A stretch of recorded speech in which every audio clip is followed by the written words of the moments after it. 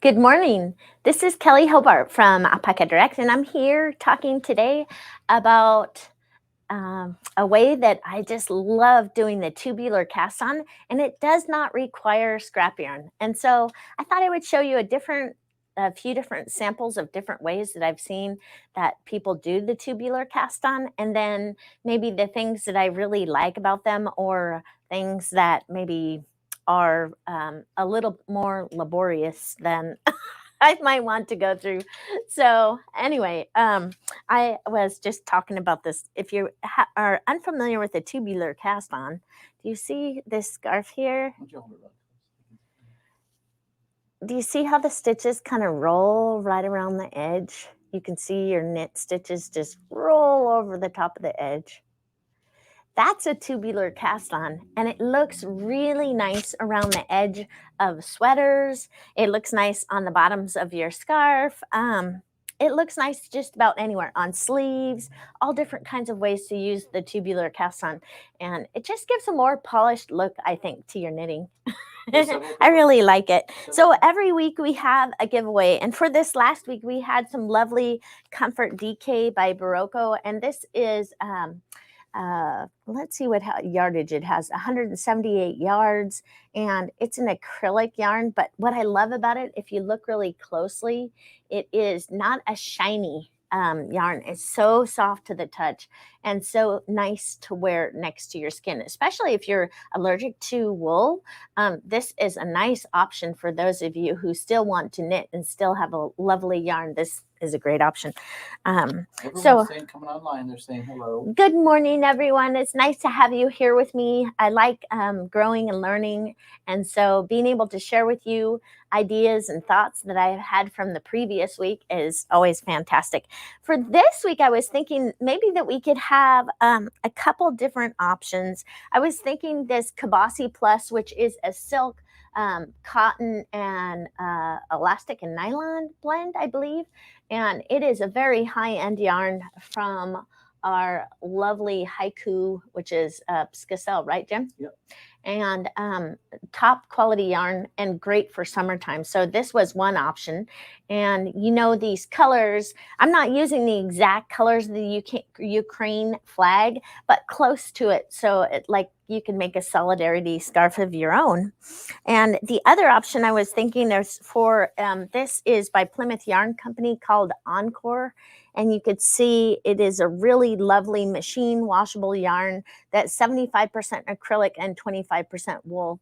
And it has great yardage, 200 yards per skein. And so this is a great option for knitting scarf or solidarity scarf too. It's like a workhorse. So yes. Oh my gosh. I think that if the whole world fell apart, the Encore would still be here. It washes up great. It's a great yarn. And been around a long time too. How do they vote? And so Jim said, how do you guys all vote? And the way that you vote is you post comments in that comment section.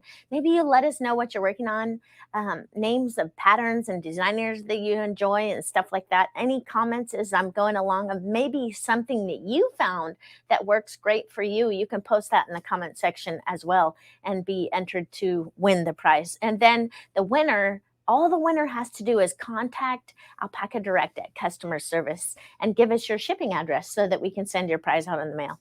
And so for this last week, it was this lovely DK Comfort. And then this week, it's the Solidarity in either Encore or Kabasi Plus by Haiku. So you choose, and then that'll be the prize for next week. Sounds great. So again, we're going to look at this tubular cast on and see there are so many different ways to do things. It's amazing. You think there's only one way to do like a tubular cast on? Nope, not hardly. There's like 20 million different ways to get to the same spot. And so I just wanted to show you a couple of different ideas and different ones that I had learned over the past, and then see what you think. Maybe you guys can practice them and you can decide which one works for you, because what works for one person may not work for the next person. So it's all about, trying these different skills and finding the one that, you throw it against the wall, and see which one sticks. And the one that works for you, that's the one you should use. And so about Sydney. Where's Sydney? Oh, Sydney's not here today. Daddy wanted her to stay at home, and so she's at home learning to be in her crate. And I haven't had her in the crate very much because I've been working hard at home, so she's been with me. And so having her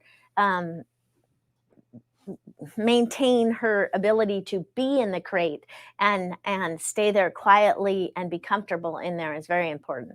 So I left with lots of treats in that crate for her, and she ran right in on her own, and she'll stay there until I get back, and then we'll go for a nice walk. So let's take a look at this tubular cast on. I had a few different samples, and I'll tell you where I found these. And this was the first tubular cast on that I had learned, and it was from Knit Pearl Hunter. And she actually taught it in the Knit 2 Pearl 2 method, but I changed it to a Knit 1 Pearl 1, which is super easy.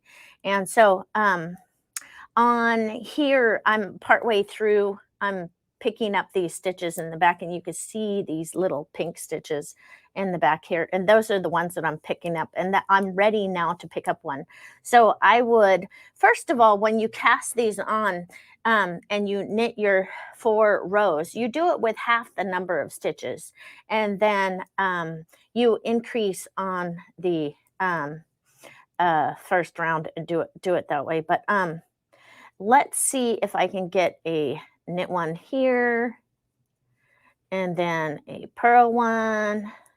What are you showing? And then this is a way to do a tubular cast on. Okay. And I'm just picking up the knit. I'm doing it in knit 1, purl 1 instead of knit 2 and purl 2, as Michelle teaches us in her video. If you guys aren't familiar with Michelle Hunter, I just love her. She has since retired, but she still has many online videos and YouTube videos. So she is a joy. Her whole career was a school teacher.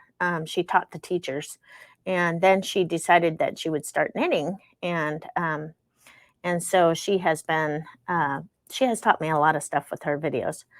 So on here, you can see that it's just a little bit tight, but it's okay. It's all good. Life is good. So that was my knit, and then I have the purl, and then I have a knit, and oops, I almost took my stitches right off the needle. Purl, and then this one is, if I can get it up on the needle, that is my last knit, and oops, get that on there, and a purl. So that is how we do the one with the scrap yarn. And then what she does is she just simply knits several rounds in the ribbing. And so this one would be a knit 1, purl 1 across, and you can see it already starting to wrap around. And then after you've done several rounds of your knit 1, purl 1 ribbing, then you can go ahead and just undo this. And she just cuts this short and takes a double point needle and just flips the yarn out, slowly unthreads it like that.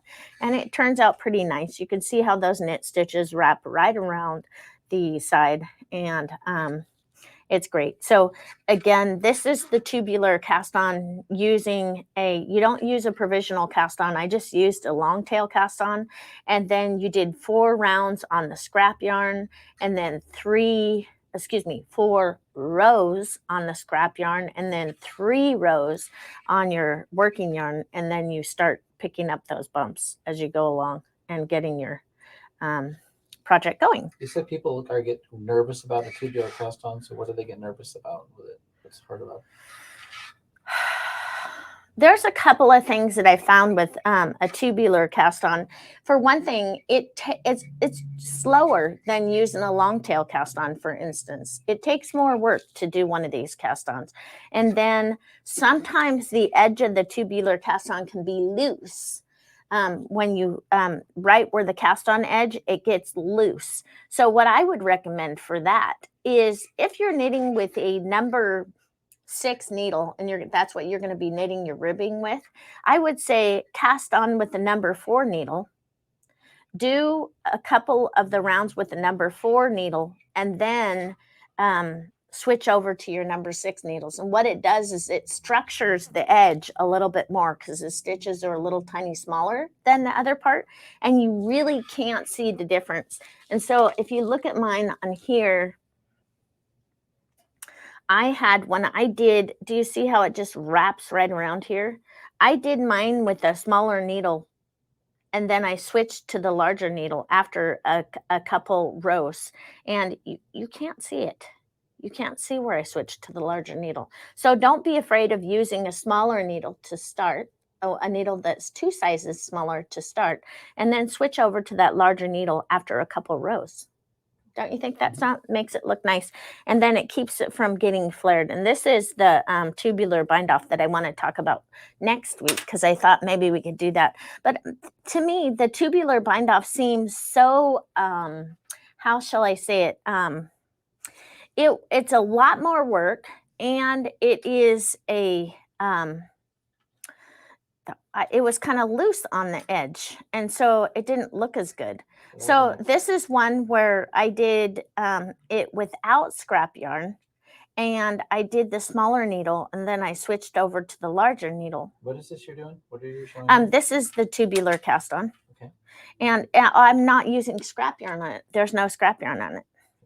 So on when I was doing this one, when you use the scrap yarn, you're actually picking up the purl bumps to make those knit stitches and purl stitches wrap around to the other side. But when you do it, like I saw this on Roxy. Anyway, she just did this is a provisional cast on, and then she just used it as a placeholder, and then she started doing the slip-on knit one for a couple rows, and then you can just simply take this out. And I haven't tried to take hers out before, so I was kind of curious to see what it would do. When she did it, it seemed like it came out very nicely. But well, there you go. Yeah. I'm not doing it live. Yeah, I had never done this method before, so I wanted to save it so that I could do it with you, and we can take a look and see what it looks like. Pretty cool. And you could see the knit stitches wrap around. So now this was done all with one needle size. Can you see that these right here are knit stitches, but do you see how they're kind of loosey-goosey? If I had gone down 2 needle sizes, I would get something that looks more like this, tighter on the edge, which I don't know, it just looks better. This almost looks elongated width, a wider width. Do you see that? How it's kind of loose and funny. So that's why I really like the idea of doing a needle 2 sizes smaller, and then you're going to actually be knitting with. So I thought that was cool. And then what was this one right here? This one right here was doing it. I don't remember if I think I did it with a needle 2 sizes smaller as well. But let's take a look at it and see how easy it is. When you're doing a tubular cast on and you're not using, pardon my long needles, I always just use whatever I have. So I use long needles, short needles, any needle. What are you showing here? I was just wanted to show them just the technique of using the doing a tubular cast on without waste yarn. So they say 4 times the width of whatever your project is going to be for your cast on. I just take a tail and put it on there. And so you see how I twisted that like that, and you can see if it was not the right twist, it's going to come right out. So if I dive right into here and twist it that way, so my working yarn is coming up and over my tail. Up. 1 second, I'm holding it wrong. Okay, so I have my tail is toward my tummy and my working yarn is up and toward the top. There you go. Now my working yarn is on my index finger and my tail is on my thumb.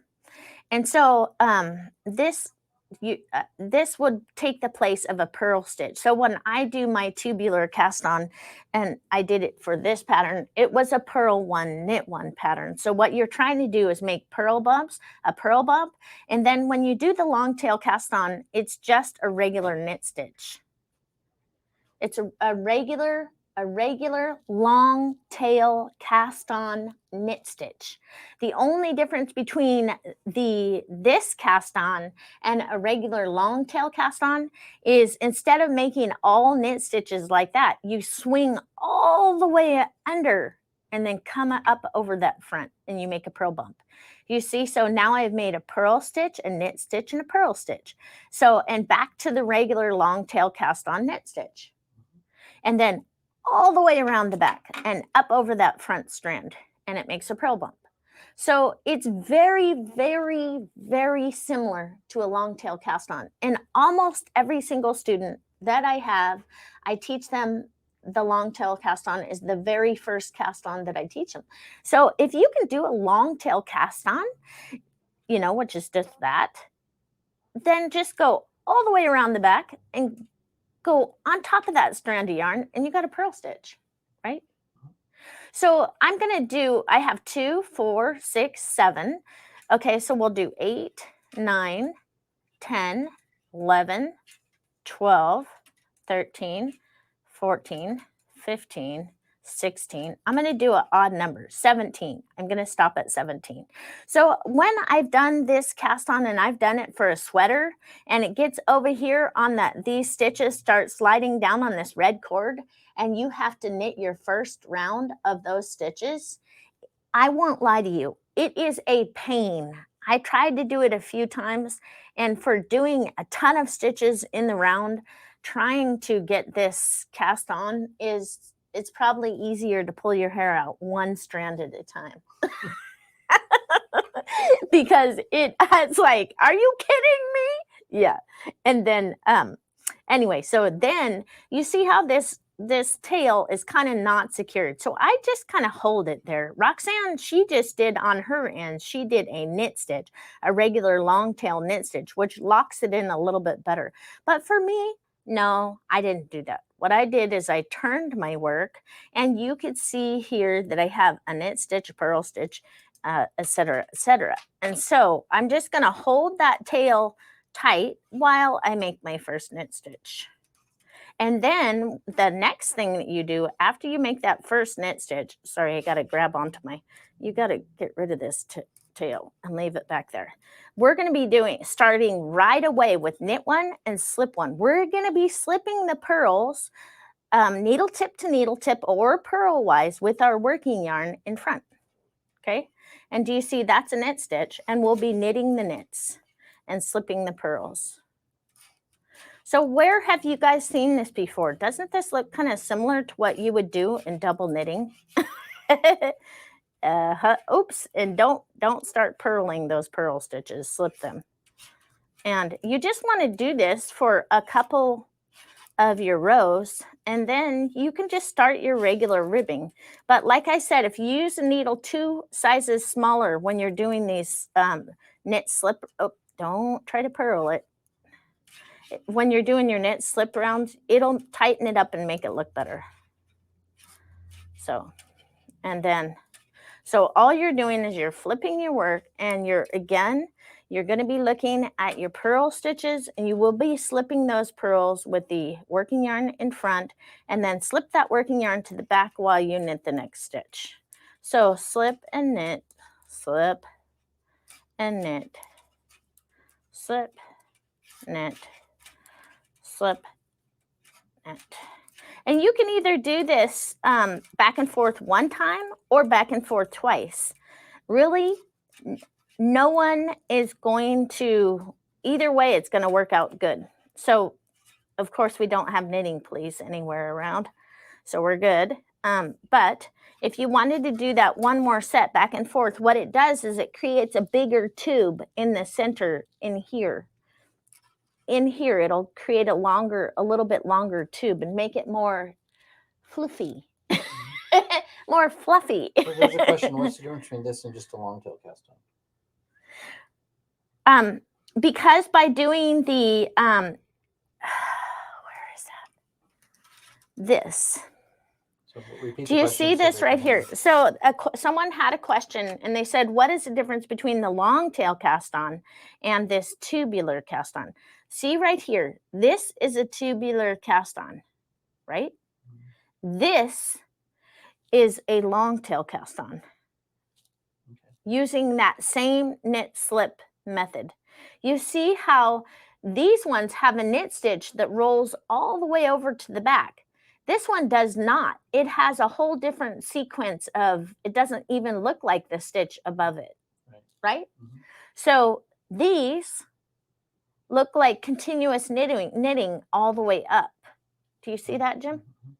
And then this just looks like something totally different. See how you have purl bumps all on one side and then you have the, I don't know, sideways slanting things on the other side. It doesn't roll over the top. So that's the difference, right? Okay. So where was my, oh, here's my thing.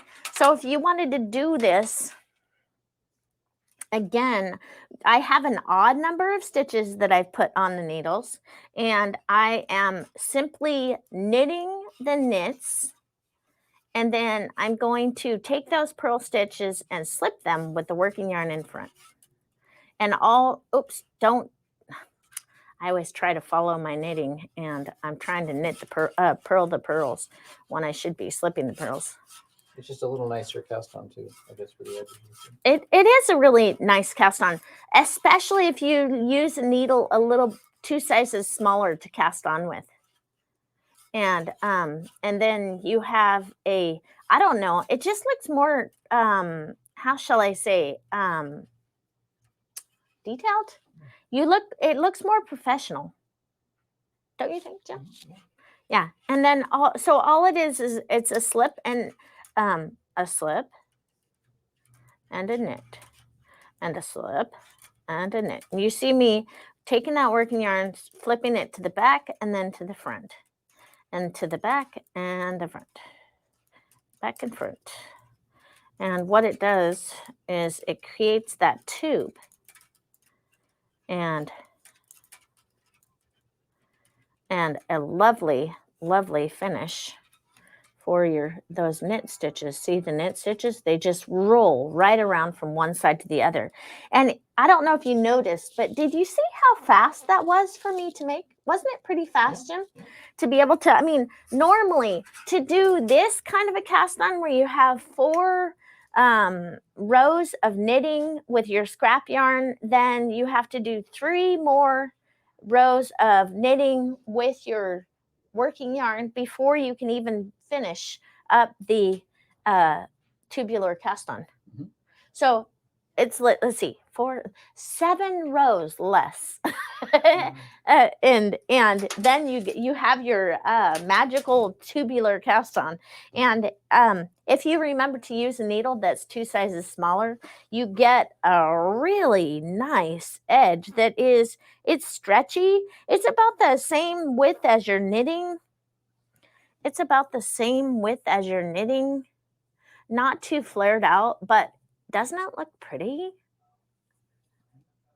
Do you like that, Jim? Yeah, I like it. Yeah, I was very excited when I was just, horsing around on the internet like I always do, trying to find something unusual and new that I could do. And then I found that. I'm like, oh, I'm so excited. Anyways, okay, you guys, don't forget, you got to help me choose between this lovely Kabasi Plus, which is a cotton and silk blend, or our Encore by Plymouth. Oh, the tag is coming off. And this is a wool blend. Both of them would be great for solidarity scarves, for showing that we care about Ukraine and we are praying for them, hoping that they are doing well. And so far, they're sticking in there. And then for this last week, we had the Comfort DK, and the navy blue and gray was the winning colorways. And let's see who the winner was. It was Joanne Cowan Morgan. Yay! Congratulations, Joanne. You won some of this wonderful Comfort DK by Barocco, which is an acrylic yarn, but no shininess. And it's so soft next to the skin. So if you can contact us at customer service and give us your address, we can get it out in the mail to you. And next week, I was thinking that I would be talking about the bind offs that match the cast on that we chose for today. So I hope all of you have a great week, and I will see you next Tuesday.